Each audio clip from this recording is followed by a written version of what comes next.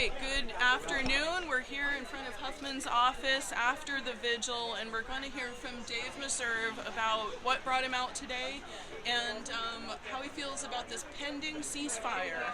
I wish I were more optimistic. I certainly came out here because I think Huffman needs all the pressure possible to actually oppose the genocide in Gaza instead of just kind of going along with the flow. And he is going along with the flow, just like all of the mainstream Democrats. And it's time to stand up and say this has to stop. And so people go, oh, well, we've got a ceasefire now. But then we know what's happening is that Netanyahu is sitting there and he's told the people that he negotiated with, well, yeah, we'll honor the ceasefire for 40 or 50 or however many days it is. But of course we reserve the right to go back in and start wiping out the Palestinians again. Did he make that statement? I read a report today that he, in speaking with some of the people in his cabinet, assured them that he retained the right to go back in again. And he's the one who has blocked the peace deals. Back in May he blocked one, back in September he blocked one because they didn't explicitly allow the return of Israeli forces to Gaza. And that's not exactly the buffer zone that they want, but that's in the main part of Gaza that you're referring to, right? Yes, in the main part of Gaza, and the right to basically, well, as he puts it, to wipe out Hamas, but wiping out Hamas is wiping out the Palestinian people.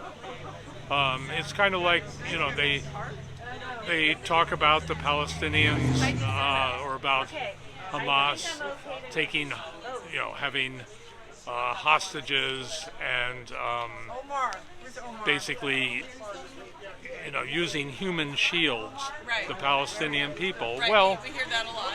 Right. Well, picture it. Supposing we had a kidnapper who was holding a little girl that he kidnapped. Is it okay to shoot both of them? Because that's what's going on. That's what's going on, is the innocent people are being shot because there are some evil people in there. So a collective punishment. Well, collective punishment, and the fact that both Netanyahu and a lot of his cronies have said that their goal is to wipe out the Palestinian people and to retake Gaza. There are already people trying to sell or set up to sell properties in Gaza to Israelis. Not to mention what's going on in the West Bank. Huffman needs to take a stand. He needs to stand with the progressive Democrats who have come out against what Israel is doing in Gaza, what they're doing in the West Bank, what they're doing in Jordan. So a lot of the people, forgive me for interrupting, but a lot of the people out here today have voted for Huffman in the past and are now expressing some concern about the transparency in his voting record and his alignment with the politics of Israel. Would you agree? I would certainly agree, but we're in a situation now where, just like the last presidential election, if you wanted peace in Gaza, there wasn't a candidate to vote for. And I think we're probably in the same situation whenever he runs again. So he does good things locally, but his foreign policy sucks. I'll leave it at that. Two things can be true, huh? Yeah. One more for you. Yeah. Okay, are you aware of the Taxpayers Against Genocide lawsuit that's pending against Huffman and Thompson? You are? Yes. Okay, are you a member of that class? Are you signed on to that? I'm not officially signed on to that. I think it's great that they're doing it, and would sign on to it if someone held the paper out for me. Got it. Okay. We got to stand up to this warmongering, and the warmongering is happening in both parties, and is a result of the oligarchs running the country, whether they're Republican or Democrat, whether they're Trump or Biden.